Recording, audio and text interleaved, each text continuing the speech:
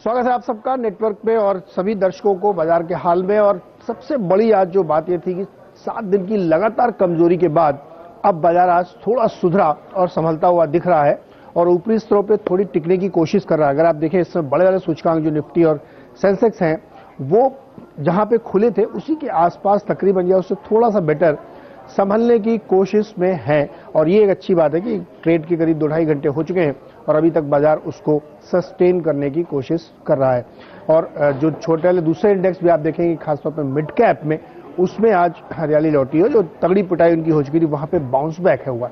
तो ये हुआ क्यों? दरअसल की एक बड़ी खबर ये निकल के आई कि रियल एस्टेट सेक्टर के लिए जो सरकार का प्रयास है वो और आगे बढ़ रहा है। जीएसटी काउंसिल की कल बैठक होने वाली है और उसमें जीएसटी की दरें घटाई जाएंगी।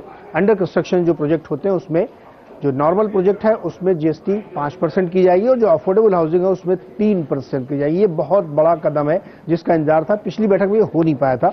फिर उसके बाद अब मंत्रियों की समूह की बैठक हुई और उसमें ये फाइनलाइज किया गया। तो इसलिए आप देखिए रियल एस्टेट के तमाम शेयर लगातार तेजी बनाए हुए हैं और उससे जुड़ी हुई जो इंडस्ट्रीज हैं वो रियल के प्लाईवुड की इंडस्ट्री है, पेंट की है, टाइल्स की है, वहां पे भी अच्छी खासी तेजी बनती हुई दिख रही है। दूसरी बड़ी स्टोरी आज की बन रही है शुगर शेयरों में। यहां पे भी अच्छी खासी मजबूती बन रही है क्योंकि चीनी शेयर बीच बीच में कई बार चलते हैं और आपको याद होगा पिछली बैठक में एक बार शुगर शेयरों के एक बड़े पैकेज का ऐलान होने वाला था लेकिन वो हो नहीं पाया था।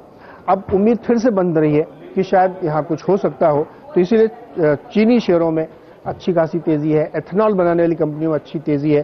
तो आज शाम को कैबिनेट है, अभी श्योर नहीं है लेकिन शायद हो सकता है उस पर विचार हो, ये चीजें हो सकती हैं।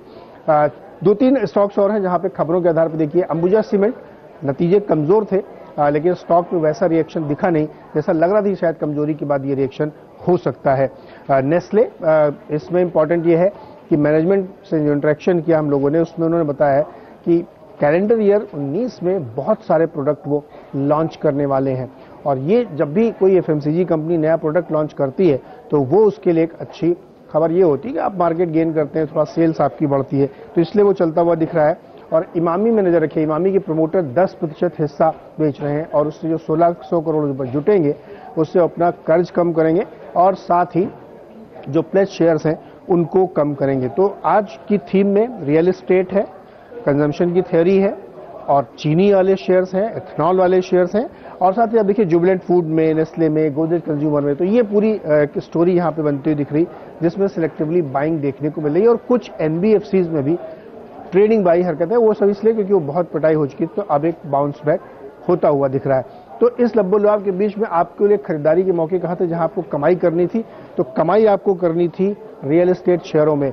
तकरीबन हम लोगों ने जो 2020 सुबह टीम बनाई थी उसमें कम से कम 10 से 12 स्टॉक थे जहां पे रियल एस्टेट के डायरेक्ट प्ले जहां पे आप खरीद सकते थे और उससे जुड़े हुए और 4-6 शेयर थे। तो ये पूरा सेक्टर था जहां भी आपने खरीदा होगा उसमें अच्छी आपने निश्चित तौर पे कमाई करी होगी। और इसी कमाई के लिए रोज सुबह 6:57 पर आपको जुड़ना है और बड़े लोग हमारे साथ जुड़ते हैं जो आपकी मदद करते हैं कि आपको कहाँ ट्रेड करना है, किस समय ट्रेड करना है, किस भाव पर ट्रेड करना है और कहाँ पे स्टॉप लॉस लगाना है।